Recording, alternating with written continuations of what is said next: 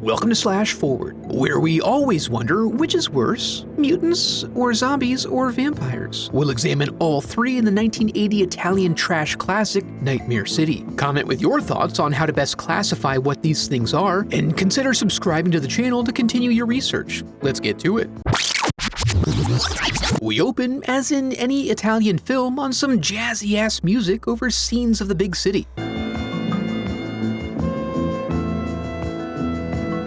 Just so you get a sense of the setting of the film, you know? And then news exposition about a nuclear spill that luckily follows Dean Miller all the way to his meeting, keeping both him and us apprised of the situation. He's a journalist, you see, and he's been given the task of meeting with a high official at the airport to acquire some additional details. He and his cameraman arrive early because he's a stone-cold professional, and via his experience, he has a sense that something is off here. We get confirmation of this in the control tower as they notice an unscheduled aircraft flying in low and hard from the northeast. Turns out it's an unmarked military transport, so they open up a lane and let it land. No problem at all. It eventually touches down about 5 miles away, and by the time the authorities arrive, it appears to be unpiloted. All this commotion and fanfare is enough to get Miller hard as a rock, so they run out to bear witness to these potentially historic events. The police surround the fuselage and command its occupants to come out. Professor Hagenbach, the man Miller was there to interview, emerges. While this seems convenient, the rest of the occupants pour out and immediately begin slaughtering all the looky-loos and using them to fulfill their insatiable thirst for blood.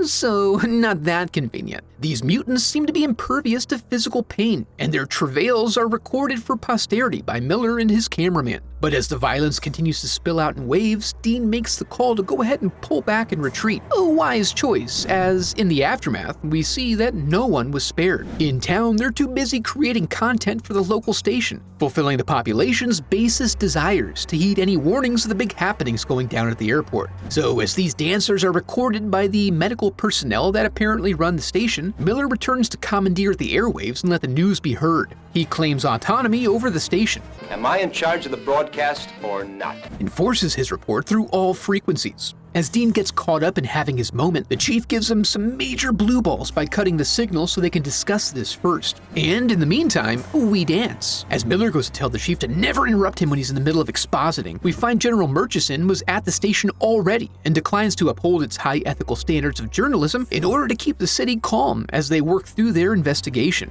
Dean leans heavily on his right to disseminate information, but Murchison leans heavily on the chief, threatening personal punishment for allowing the news to run, a poignant encapsulation of the danger of for-profit news. In the aftermath of this conversation, Miller is both fired and quits. Then he snatches a phone from a former co-worker so he can call home. Unfortunately, he only catches his housekeeper, who tries to run out and catch his wife Anna, but misses her, as she's now heading into work at the hospital, and his mission is now clear. Meanwhile, somewhere, and for some reason, an artist prepares to make love to her elderly muse. She sees God in the delicate folds of his neck flaps, but they are unfortunately interrupted by the phone, the call of which Major Holmes is unable to ignore. He's just too important and serious of a man, and sure enough, he discovers he's been called in for a consultation regarding the airport situation. And then again we dance, and spread, and dance. And the men are so busy gazing upon this performance that they barely notice that Tina's failed to hit her mark. Then her assailant emerges and stabs to the beat.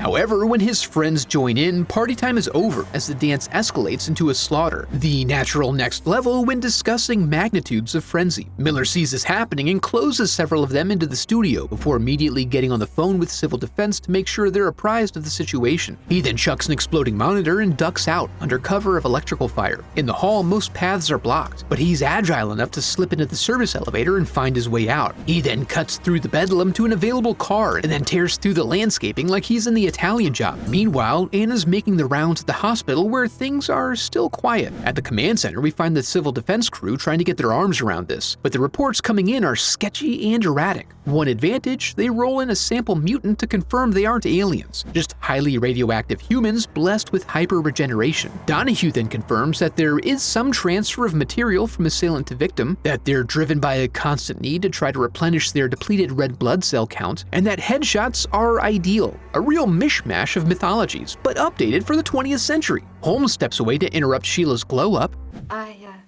want to look nice for you this evening. Yeah, and instructs her to secure the home and answer to no one. She runs outside to find the gardener derelict in his duties before locking herself in. She then runs upstairs to discover her masterpiece has been defaced with a bloody knife. But we don't have time for that. Dean is urgently attempting to reach his wife. Unfortunately, she's busy in the OR and can't be disturbed, so he takes his frustration out on a pedestrian. And since all good movies have innumerable narrative threads, we then meet up with Jessica Murchison, the general's daughter. She's been summoned to meet up with her father for her own protection. However, when she calls to confirm this with him, the line goes dead. Luckily, her husband convinces her they should sneak out so they don't miss the day trip to the countryside they had already planned. This decision allows them to narrowly and unwittingly escape harm, as their transport is slaughtered as they leave. It's dark when Dean finally makes it to the hospital and Anna is still tied up, requiring him to wait it out. Meanwhile, at a nearby military base, everyone's going about their normal business when Whitey starts acting strange. Or stranger. Here we witness our first victim turned mutant zombie vampire, who's brought in a Trojan horse of fellow mutants who descend upon the soldiers, quickly overtake the base, and then shut down the power grid. Back at the command post, Civil Defense is still playing with their models, and in their benevolence, deem it still necessary to keep the public in the dark, so as to prevent any major catastrophes from unfolding via panic. The result of this is a hospital staff oblivious to the danger as the bodies finally start to arrive. Fully understanding what this signals, Dean begins to head to the OR. Luckily, Anna had to dip out for medical supplies. While fulfilling her list, she discovers that she's not alone. But it's okay, because in this case, the mutants she runs across are really more about creating tension and high drama, which allows her a chance to run off where she eventually meets up with Dean. She tells him what she saw, but he already knows all that, so they try to find a way out as the OR is overtaken and the boys start sucking on that good stuff.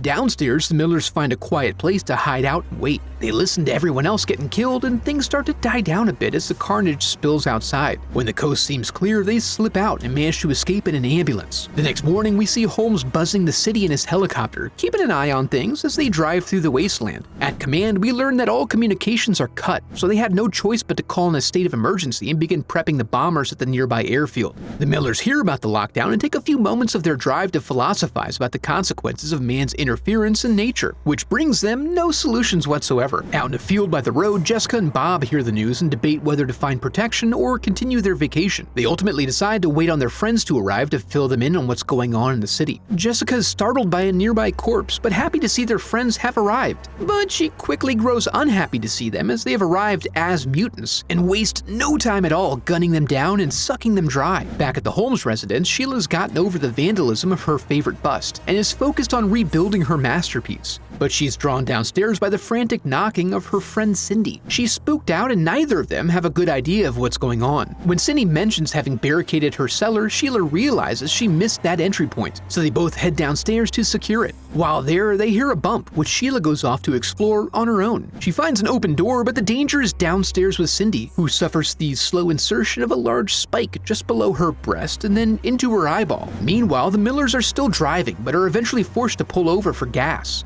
Dean looks for an attendant and wipes his fingers across the bloody axe. Since he can't find the blood sack it came from, he gives the all clear. With society now fallen, they help themselves to whatever they'd like, enjoying a minor shopping spree capped off with some coffee. Having now sufficiently dipped their toes in that water, Dean then goes to fuel up while Anna stays behind to rob the store blind. But she's interrupted by a mutant. Dean rushes in so they can barricade themselves inside, and they soon find the ambulance is no longer viable. He immediately flashes back to his old revolutionary days and sets to creating a Molotov cocktail as their enemies begin to gather up around the pump. His plan works well. Now on foot, they rush out into a field where Anna begins to lose all hope. But Dean's stoicism and thirst for violence carries them through. As they work through these troubles, Holmes continues to zip around as the mutants playfully race the helicopter. Seeing they've all grouped up, he calls in an airstrike. While he waits on that, the Millers arrive at a quiet church, but proceed with caution. If they're really vampires, they can't enter the house of God.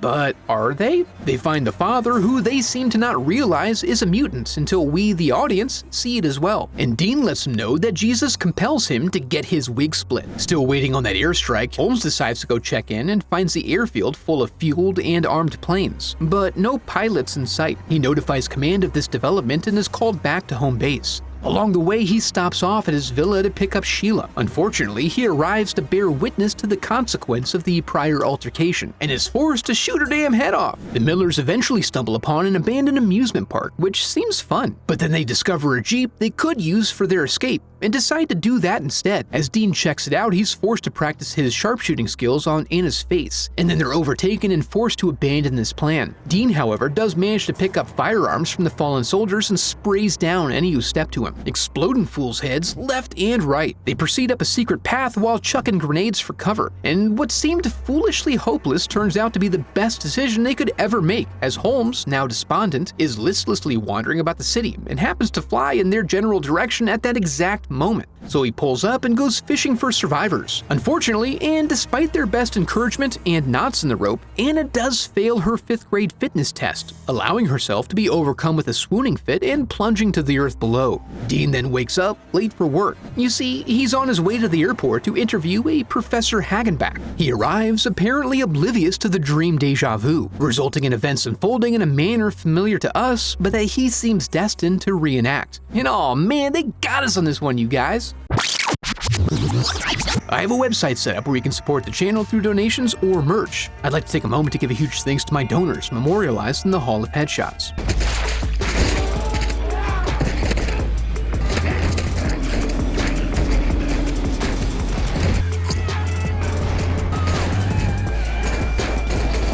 My vote is that these things were just mutants. The zombie and vampire aspects were secondary factors to the nature of their mutation. Nightmare City is one of those kinds of movies, a classic and 80s Italian horror cheese. It struggles to find a narrative but fills it in with extended scenes of gore and gratuitous nudity. All of this is hung on a framework of actors putting in an earnest performance of a ridiculous situation, a cornerstone for making an entertaining film. If you enjoyed the video, I'd love for you to become a part of the channel by subscribing. Thanks for watching.